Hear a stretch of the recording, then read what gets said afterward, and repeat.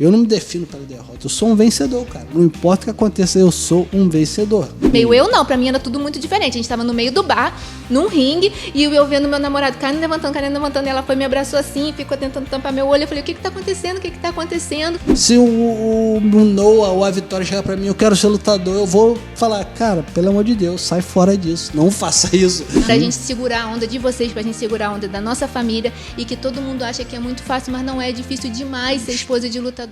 O nosso tema de hoje é Se Tornando um Lutador, com o Edson Barbosa.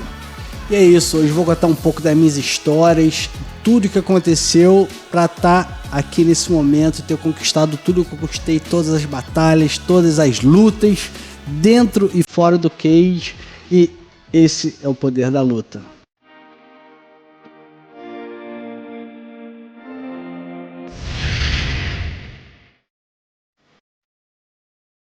Júnior, a sua primeira luta no octógono, no ringue, foi com 8 anos, né? Uma luta de Muay Thai. Fala um pouco dessa luta pra gente. Cara, isso é muito legal. Eu não lembro muito, lógico, eu tinha 8 anos de idade, mas uma coisa eu lembro, cara. Eu só queria me divertir e era extremamente divertido. Cara, eu adorava, eu sou muito competitivo até hoje, você sabe disso, eu adoro competir. Nossa, velho, eu gosto muito de competir o tempo inteiro, eu preciso me desafiar. E nossos filhos são assim também, o Noah e a Vitória, acho que eles precisam ser desafiados o tempo inteiro, então eu gosto muito de competir. E quando eu era criança, era diversão, cara. Para mim aquilo ali era brincadeira. E quando você é criança, não machuca tanto. E eu vi uma coisa, um estudo bem legal esses dias, falando sobre isso, como é preocupante você colocar seus filhos, fazer que eles vivam como que eles estão fazendo um esporte profissional, como se eles fossem um atleta profissional com uma idade tão baixa. Ele falou, a partir do 8, 9, 10, 11, 12, 13, não é o momento ainda de você forçar o seu filho a agir como um atleta profissional. Então, para mim, quando eu era pequeno, com 8 anos de idade, eu lembro que eu só ia lá para me divertir, e era muito divertido. E o objetivo era só esse, ir lá e me divertir. Eu fico pensando na sua mãe, né? Você com 8 anos lá no ringue, meu Deus do céu. Eu acho que ela não se divertia muito, não. Mas o menino já era 10 quilos acima de você, não era? Alguma coisa assim? Você nocauteou ele? Sim, não. Na primeira luta, acho que não. Na primeira luta, exatamente. Aquela que tem o vídeo que você ganhou. Tem esse vídeo, ele era do meu peso, a maioria desses que tem do meu peso. Mas teve uma luta, sim, logo no início. Porque antigamente não tinha esse controle que tem hoje, né? As pessoas não pesavam, só olhavam assim, mais ou menos na mesma altura, vai lá, luta. Até quando eu virei quase profissional na época no Brasil, era mais ou menos assim, né? Não tinha pesagem, ver direitinho, ver se está tudo certo. Olhava para um, olhava para o outro, vamos embora, irmão, vai para a briga. E quando você era jovem, eu lembro que você me falou que você tinha, acho que não era um saco, né? Como é que era? Acho que uma mochila com areia, você ficava socando. Sim. Isso foi engraçado, foi uma época bem legal, porque sempre gostei de assistir filme de luta, essas coisas, e em casa, meu pai me colocou nesse projeto, meu pai e minha mãe me colocaram nesse projeto social, e eu era apaixonado, eu gostava de treinar, eu perguntava no treinador, posso vir amanhã para treinar também, posso ir? E meu pai, vindo aquilo, meu pai teve uma bela ideia, uma mochila, cara, eu lembro até hoje, e eu morava, só tinha um quarto, né, e tinha uma beliche. Então, entre a beliche ali, ele encheu de areia, botou aquela mochila ali para mim ficar socando, chutando em casa, para mim não gastar minha energia, eu acho. E foi bem legal. Eu acho que me ajudou, cara. Me ajudou. E, como eu falei, eu estava treinando muito mais que todo mundo. A molecada, meus amigos, que na época começou, quase todos meus amigos que moravam na rua, treinavam e eu sempre estava fazendo extra. Eu sempre estava fazendo mais que eles. E o resultado está aí. Você sempre fala isso comigo, né? Fala assim, Bruna, tinha um lutador lá muito mais talentoso que eu, que tinha muito mais talento que eu, mas eu realmente sempre fiz a mais, né? Sim. E você chutava a árvore? Cara, isso é móvel. E o mais engraçado que hoje eu fui treinar hoje na academia, fazer preparação física, e o cara perguntou para mim, caramba, cara, o que eu tenho que fazer para condicionar a minha canela? Eu falei, cara, Eu nunca fiz nada. Eu só treinava. Chutava saco no treino mesmo, né? De vez em quando paga ali a canela. Mas eu não fiz nada específico, não. Eu falei, sai fora desse negócio de ficar batendo na canela, chutando árvore. Sai fora disso, velho. Vai chutar uma coxa, chutar um braço, que é muito mais macio, você vai se machucar menos. Mas eu nunca fiz nada disso, não, de chutar árvore. Eu lembro quando criança, minha mãe até brincava comigo, porque eu ficava andando na rua. Quando você está muito apaixonado por uma coisa, né, você fica fazendo sombra, né, na rua, ou não podia olhar um espelho, que eu começava a chutar, começava a tentar imitar os movimentos que eu estava aprendendo no treino e nos filmes. Né? Então, realmente, não faz esses treinos doidos, cara. Não mete pau na canela e canelejar, e não faz isso não, não. Vai chutar, bicho, só chuta. Eu lembro quando a gente namorava, que a gente andava na rua de mão dada, aí daqui a pouco eu só sentia minha mão fazendo um movimento de upper e não sei o quê, porque a gente andava assim, daqui a pouco eu só sentia ele estava tentando já fazer uma sombra e a minha mão assim. Eu falei assim, meu Deus do céu, eu tô namorando um maluco. Isso é muito louco, que é, cara, porque normalmente nossa cabeça fica assim o tempo inteiro, né? Hoje eu vejo isso com o Noah. A gente está em qualquer lugar, com uma festa, ele está de terno, se tiver um copo no chão, ele olha pro copo assim, pega e finge que está chutando bola. Faz drible, passa o pé em cima da bola, pedala para um lado para o outro, tenta passar o copo debaixo da perna. Então, acho que ele pensa, não 24 horas, mas a maioria do tempo do pensamento dele, ele está pensando em futebol. Isso E eu vejo isso, eu via isso comigo quando eu era pequeno. Eu olhava um espelho, eu começava... e acho que até hoje é assim. Eu acho que até hoje é assim. Sim. Em relação à sua história, né? Você começou no Muay Thai, e para quem não sabe, eu acho que o seu cartel ficou 28 lutas, 25 Sim. vitórias, 23 nocautes, algo Sim. assim, né? Sim. Fala um pouquinho pra gente assim, nas suas lutas de Muay Thai. Teve alguma luta que te marcou, que você olha para trás e fala assim, essa luta me marcou, ou que foi uma luta que foi divisor de águas, ou alguma luta que você falou assim, cara, eu quero isso para minha vida? Cara, acho que foi minha primeira luta profissional, cara. Foi a primeira luta, assim, lógico, como eu falei, do 8 anos de idade até os, 14, 15, era diversão. Aí eu lembro quando eu fiz 14, 15, eu comecei a perceber que, cara, machuca, velho. Isso não é tão divertido, não. Você vai ficando mais velho e eu realmente vou vendo que, cara, tomar umas bicas não é tão divertido, não, né? Eu comecei a ver que o negócio era sério, era uma luta. Eu tive essa transição, foi até uma época que eu fiquei meio, cara, será que é isso? Foi a época, como eu falei, quando eu comecei a treinar, todos meus amigos da rua, que era um projeto social, então todo mundo treinava. Aí quando a gente chegou nessa época aí, todo mundo parou. E só eu que continuei. E eu fiquei com essa pulga atrás da orelha. Eu falei, caraca, será que eu vou continuar fazendo isso, cara? Pô, me machucando todo, e eu chorava. E não tem problema se seu filho chora durante o treinamento, fique tranquilo, porque eu chorava quase sempre. Porque normalmente eu tinha que fazer treino com pessoas mais velhas, maior, porque eu não tinha nego na minha idade que conseguia treinar comigo, e eu chorava sempre. Então... Mas quando eu fiz minha primeira luta profissional, eu estava com 16 para 17 anos, eu acho, que eu fui remunerado financeiramente. Eu falei, caramba, cara, eu acho que eu consigo sobreviver fazendo isso. Por quê? Porque eu amo, eu gosto do que eu faço, eu gosto de treinar, gosto de lutar, e isso eu acho que dá para ter uma vida legal. Eu não tinha condições de fazer a faculdade financeiramente, então acho que foi o divisor de água, foi isso. Foi quando eu fiz a minha primeira luta, e foi no Conquista Fight, lá na Bahia, no evento que o Minotauro fez. Era um evento de MMA, o Anderson Silva lutou, e eu fiz essa estreia profissional onde eu fui remunerado. Acho que foi o divisor de águas ali. Foi ali que eu realmente decidi. Falei, meu irmão, acho que eu quero fazer isso. E teve alguma luta no Muay Thai que te marcou emocionalmente, que você lembra até hoje? Sim. Sem ser essa que você falou que essa é a sua primeira profissional, que foi o divisor de água para você ver que você queria fazer isso para sua vida.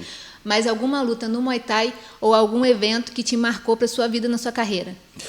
Vários, cara. Foram 28 lutas, né, cara? Eu fiz muitas lutas. Eu acho que uma luta que realmente... Algumas lutas, né, foram muito importantes para mim. Vencer o GP do Demolition foi muito importante. Mas isso é muito louco, né? Porque normalmente quando a gente fala divisor de água é só quando a gente ganha. Não, cara. Talvez uma luta que para mim foi mais importante foi um GP que eu participei no Lagara. Era um bar que tinha uma boate, eu não sei, que tinha em São Paulo, e tinha um ringue, e os caras faziam evento lá, cara. Então eu fui convidado para fazer esse GP, e era um GP tinha vários lutadores excelentes, cara, e era tipo 4 atletas durante 4 semanas, cada um se classificava para fazer a final na quinta semana, e eu lutei a última semana. Então eu fiz 2 lutas, me classifiquei, ganhei as 2 e fui para a final na outra semana. E eu estava com a mão quebrada, estava machucado, ganhei a primeira luta e fiz a final contra o San Martino. E era uma categoria acima, 77 quilos. E eu tinha 70. Uhum. Eu era muito magro, eu tinha 70 quilos. E eu perdi a luta, cara, mas esse GP foi muito importante para mim. Por quê? Porque eu fiz essas 2 lutas numa quinta-feira, na outra quinta-feira fiz mais 2 lutas com a mão quebrada e eu perdi a luta. Foi a primeira luta que eu fui nocauteado, eu tomei um TKO, né, que eu caí, levantei, e foi a luta que, sem dúvida nenhuma, me colocou em outro patamar, psicologicamente. Eu falei, realmente eu estou preparado para isso, véio. Pode vir qualquer um no mundo que eu estou pronto. Você acha que isso é o diferencial do lutador médio para o lutador de alta performance? Saber cair e levantar? Sim, porque cair é inevitável, cara. 99,9% vai cair, vai perder, cara. Vai ter alguma decepção. Só que as pessoas normalmente pensam só a derrota dentro do cage. Não, cara. Derrota pode ser um treinamento, você se machucar, você se frustrar com a família, frustrar com alguns amigos, frustrar com seus treinadores. E a maioria das pessoas, quando acontece isso, elas não conseguem se erguer. Eu estava conversando sobre isso com você, que é talvez o meu mais diferencial das outras atletas hoje em dia, porque olha o tempo que eu faço isso e toda vez que eu caí, e eu caí várias vezes, foi todas as vezes muito ruim, eu não fiquei feliz com nenhuma, mas toda vez eu me ergui. Eu acho que eu estou mais de 15 anos no UFC por causa disso, cara. Porque toda vez que eu caio, eu sofro, é ruim, mas eu consigo me reerguer, eu consigo dar a volta por cima e não me defino pela derrota. Eu acho uma coisa muito importante, porque muitas pessoas ganham, e quando perde, falam, eu sou um perdedor. Não, cara, é só um obstáculo que aconteceu ali no caminho, você tropeçou, mas levanta e continua. Eu não me defino pela derrota, eu sou um vencedor, cara. Não importa o que aconteça, eu sou um vencedor. Com certeza. E voltando nessa questão do que você falou do GP do San Martino, né? Acho que foi a primeira vez que eu vi você perdendo, porque a gente já namorava nessa época e eu sempre via você nocauteando todo mundo. Sim. E tal. E nessa do San Martino que você foi nocauteado, foi de TKO, né? Não foi um nocaute, né?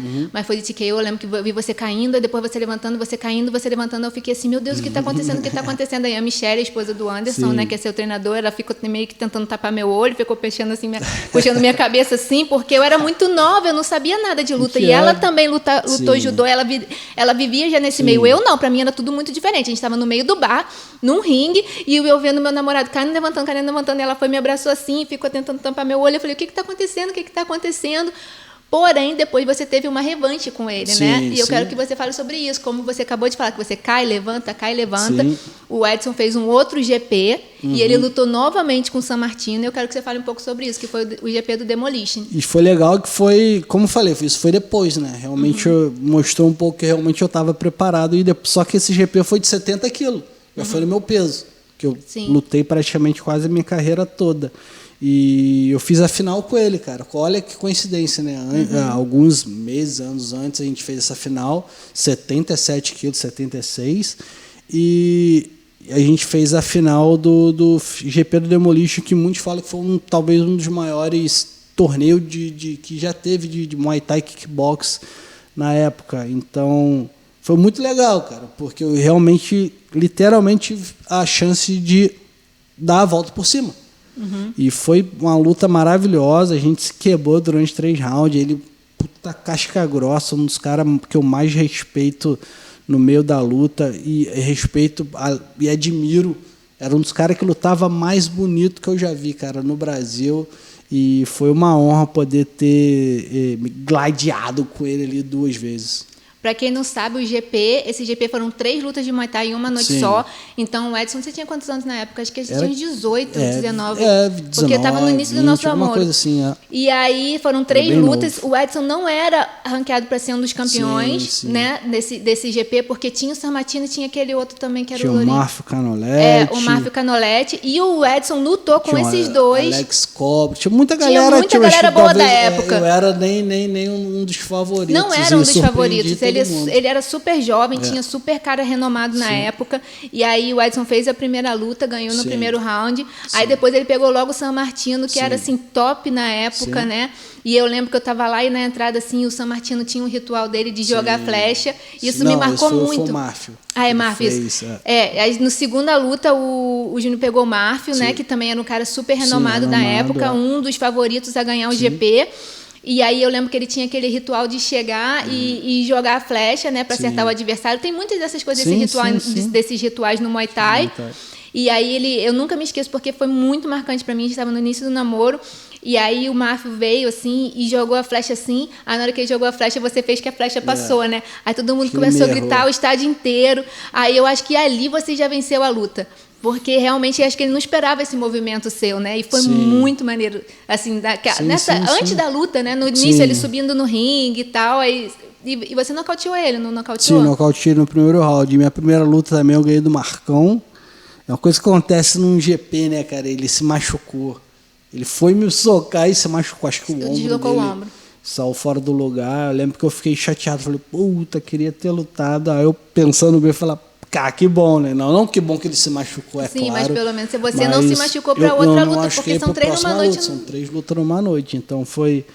Eu tive uma carreira muito legal no kickbox, cara. Meu sonho, todo mundo sabe, acho que eu já falei aqui com vocês, eu sempre quis ser um lutador de kickbox. Meu sonho era lutar o K1, cara. Sempre foi. Desde que eu tinha... Começou o K1 em 2003, que eu assistia... 93, 94, acho. Aí tinha o K1 Max, dos caras de 70 quilos. Então, meu sonho era sempre ser um lutador de kickbox, lutar o K1. E eu fiz de tudo, cara. Eu tentei, cara. Dei o meu melhor para ser um lutador de Muay Thai kickbox, ser um lutador de K1. Era meu sonho, cara. Realmente era meu sonho de criança. Não, e realmente você deu tudo e os resultados estão aí, né? 28 lutas, 25 vitórias, 22 nocautes. E o GP que você foi campeão, que foi o maior GP do Brasil, até que falam, né? Que você, enfim, você ganhou primeiro no primeiro round, depois você ganhou o Márcio, que era super renovado, um dos favoritos no segundo round, e depois teve a sua revanche no terceiro round e se sagrou campeão. Depois você fez mais uma luta de Muay Thai, se não me engano, né? Que foi, acho que na Fight Co. Foi mais ou menos a luta de despedida. Exatamente, foi uma luta de despedida e você migrou para o MMA. Foi a única saída que você tinha para continuar sendo lutador? Eu lembro que nessa época, cara, tinha esse evento Demolition Fight, que era um evento maravilhoso, cara. Pra a época, era um evento, ele pagava muito bem. Hoje a gente olha para trás e fala assim, puta, não pagava nada. Mas pra época, era maravilhoso. Pô, eu lembro que os caras pagavam para mim viajar do Rio para São Paulo de avião, cara. Porque eu sempre ia para lutar em São Paulo, mas eu de carro, ia de ônibus. Os caras pagavam para mim de avião, me botavam no hotel maneiraço. Então, era maravilhoso, cara. O Demolition era um evento muito legal e tinha realmente os melhores do Brasil. Daí, eu lembro que teve esse Demolition, depois disso começou a não ter mais evento, cara. Começou, tipo assim, durante 1 ano, 2 anos, muito difícil de ter lutas e as pessoas não queriam pagar mais assim o que realmente dava pra gente ser um atleta profissional, viver daquilo. E nessa época eu tive que ficar dando aula, cara. Dava muita aula, eu lembro, dava aula o tempo inteiro e foi primeiro momento que eu falei, caraca, eu acho que não vai acontecer, cara. Acho que eu não vou conseguir lutar o K1 Max. E eu lembro que foi um momento muito difícil, cara, porque anos você focado em uma coisa, querendo ser uma coisa, e você vai vendo que cada vez aquela coisa está ficando mais distante de você. Daí tive proposta de vir para cá, para os Estados Unidos, o Alex. Fiquei durante anos brigando com ele, que eu não queria vir. Você sabe disso. E até o momento de não dar mais. Eu falei, meu irmão, se eu quiser continuar sobrevivendo do esporte, da luta, eu tenho que ir embora. E aí você veio para cá, né? Isso, eu vim pra cá e pela força do destino, não sei, for do destino a gente fala, Deus. mas eu acredito, é Deus empurrando ali para mim fazer as coisas que eu fiquei lutando contra. Ficava na academia o dia inteiro, tinha nada para fazer em casa, não tinha computador, não tinha celular igual que hoje em dia. Ficava na academia o dia inteiro.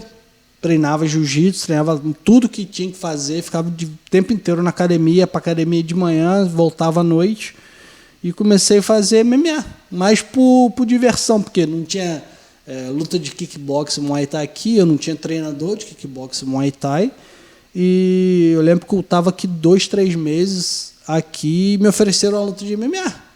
Eu falei, quanto que vai pagar? 200 mais 200, eu lembro.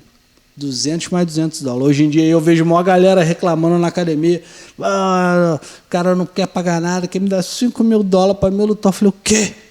Eu lutava por 200 mais 200, cara. Antes de entrar no UFC, meu maior bolso foi 400 mais 400 dólares. Então, eu lutava mais para juntar grana mesmo, porque o objetivo, assim que eu cheguei aqui, eu falei, pô, tenho que juntar o máximo de dinheiro possível, porque daqui a pouco eu quero ir trazer minha namorada. Uhum. Que no caso era eu. No caso era ela. Por coincidência era ela.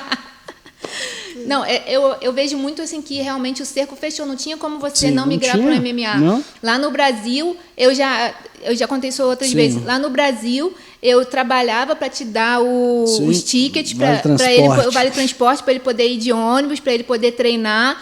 E realmente ele não tinha o que fazer. Chegou um certo financeiramente, não dava, porque pô, já tinha 20, 21 e, cara, eu sou homem, eu tenho que sair fora da minha casa, eu queria levar a Bruna num restaurante para poder comer uma coisa boa, eu queria fazer minhas coisas, eu queria ter um carro, e não tinha financeiramente, não estava dando mais. No início do nosso namoro, quem era financeiramente independente era eu. Sim. Porque eu trabalhava, eu fazia faculdade, eu ganhava vale transporte, meus vale transportes eu dava para ele treinar e eu ia a pé para a faculdade.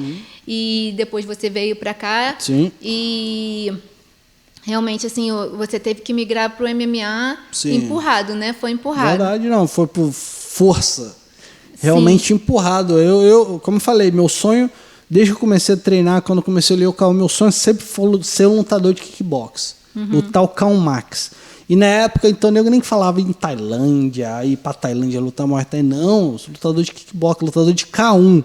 Regra do K1. Meu sonho sempre foi esse. E agora você estava falando, né, que muita gente reclama que às vezes ganha 5 mil e você lutava por 200 e mais 200. Você acha que a pessoa nasce lutador ou ela se torna lutador? Não, tu não escolhe ser lutador, não, velho. Acho que tem algumas profissões que você tem esse poder de escolher. Vou fazer isso. Lutador, não. Por quê? Porque dói. Porque dói o tempo inteiro. O tempo inteiro. Se você quer ser um lutador profissional, se prepare para sentir dor. Física, mentalmente, e apanhar, você viver tomando soco na cara. Vou falar a verdade aqui para vocês. Se você não está preparado para apanhar durante dias, semanas num camp, anos, e sentir dor, acordar com dor e ter que treinar, acordar com dor e ter que treinar, acordar com dor e ter que treinar. Se você não estiver preparado para isso, não seja atleta profissional, um atleta de alto rendimento. Como eu falei, quem escolhe isso é maluco. Quem escolhe ser um atleta profissional, ser um lutador, é uma escolha não racional. Por isso que eu falei, não é racional, cara. Se fosse racional, eu aqui pensando, eu falei, sai fora, velho, disso. Se o Noah ou a Vitória chegar para mim, eu quero ser lutador, eu vou falar, cara, pelo amor de Deus, sai fora disso, não faça isso.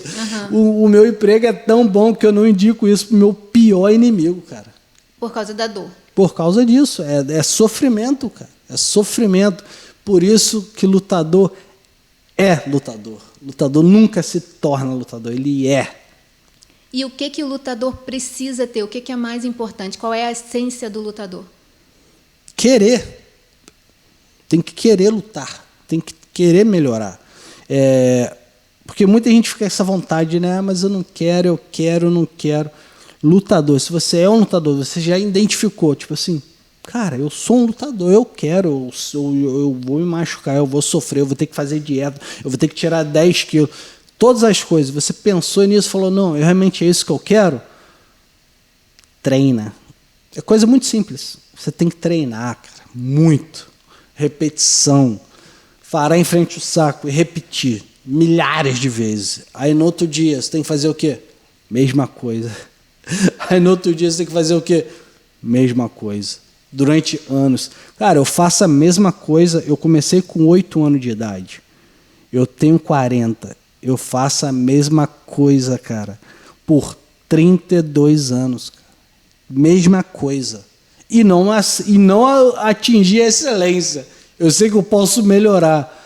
Então, se você quer ser um lutador, se você quer ser um atleta de alto rendimento, faça, meu irmão. Vai, faz, e repete, e vai de novo, e tem dia que vai ser bom, e muitos dias vão ser horrível, você não vai querer estar lá, mas faça o que tem que ser feito, se realmente é isso que você quer. E case com uma mulher que vai te ajudar nisso, porque eu vejo também que tem muitos lutadores assim. Eu não vou passar a mão de cabeça em lutador, porque tem muito lutador que é muito.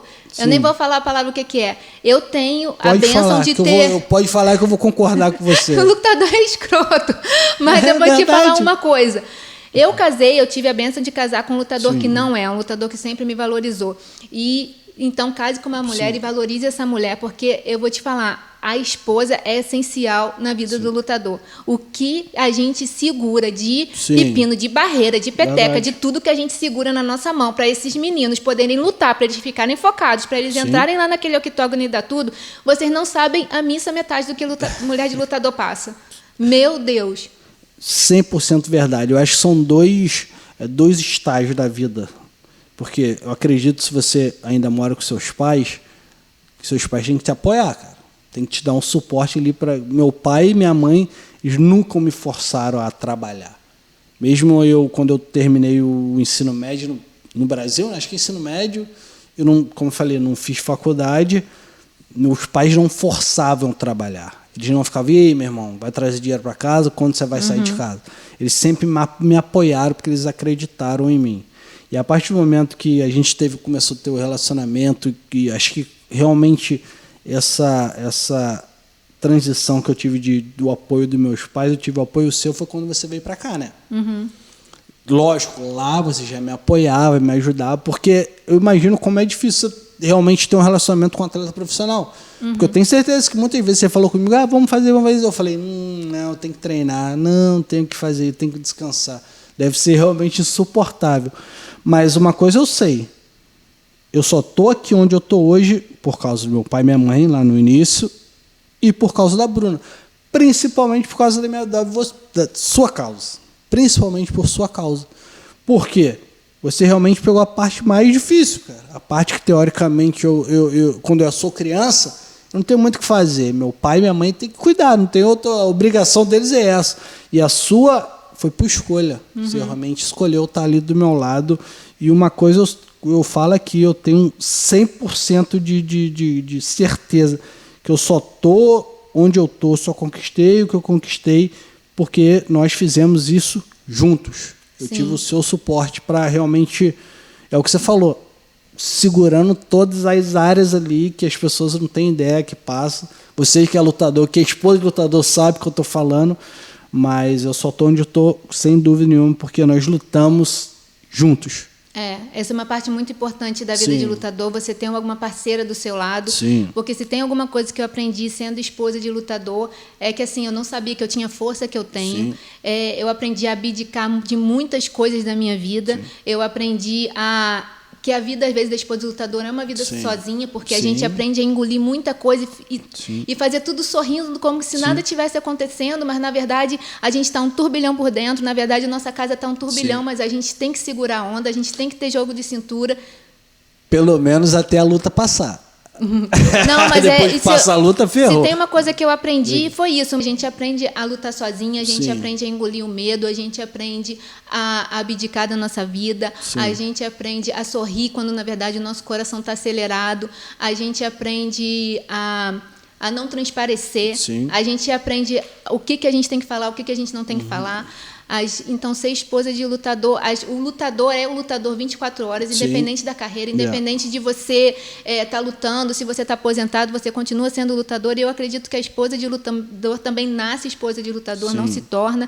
E a gente também é esposa de lutador 24 horas, porque só Sim. Deus sabe o que a gente passa Sim. para a gente segurar a onda de vocês, para a gente segurar a onda da nossa família, e que todo mundo acha que é muito fácil, mas não é. É difícil demais ser esposa de lutador, porque a gente aprende a ser forte fora do ringue, entendeu? Sim. Nós somos fortes fora do ringue. Então, parabéns a todas as esposas de lutador, porque se eles são lutadores e chegaram lá, você tem uma grande parte nisso. Grande mesmo, porque, como falei, parece às vezes que é um pouco uma coisa individual, né? Porque as pessoas acham que é eu que tô lá, é eu que faço as coisas lá, mas, cara, é um jogo de equipe, cara. É um jogo de equipe. Sim. Você sabe disso. Eu sempre falo isso. Um atleta de alto rendimento, eu acredito que é assim em todos os esportes, mas somente na luta, eu acho que luta é um pouco diferente de todos os esportes. Por quê? Porque você se machuca. O objetivo de todo esporte é você vencer o seu oponente, né? O seu cara que está do outro lado. E na luta, o objetivo é o quê? É arrancar a cabeça do cara, velho. Então, realmente é um pouco diferente esse relacionamento, por isso que eu sempre falo, a luta e os outros esportes é diferente, cara, porque o objetivo é machucar. É isso, é simples a luta assim. É diferente, parece. A minha mãe sempre fala assim comigo: luta não é esporte, tadinha, porque ela vê você se machucando. O objetivo é machucar o outro. E imagino como é difícil para você estar ali do lado de fora, e que eu falei, cara, parece uma coisa individual que os lutadores às vezes só pensam nele, mas muitas vezes, a maioria das vezes, a gente só pensa em uma coisa, cara: prover e fazer o que realmente tem que ser feito para a nossa família.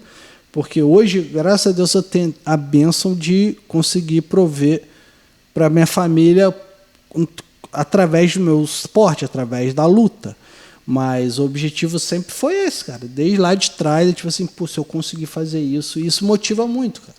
Motiva muito. Você saber que você tem condições de prover aquilo que a sua família precisa através daquilo ali, cara. Então, isso é muito bom, cara.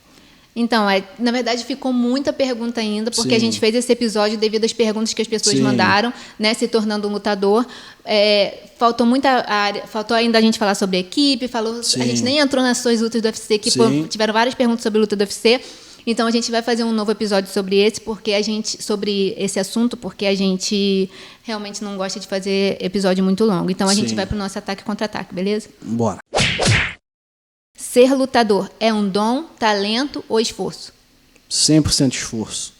O que pode destruir a carreira de um lutador? Ele ser muito talentoso. O que as pessoas não entendem sobre a vida de um lutador? Que é uma vida solitária, cara. Por mais que você tenha seus treinadores, seu parceiro de treino ali, é você contra você sempre, todos os dias. O que a luta te ensinou? Cair, você vai cair, mas você tem a chance de se levantar, sempre. O que não pode faltar em um lutador? Querer vencer, acordar querendo vencer.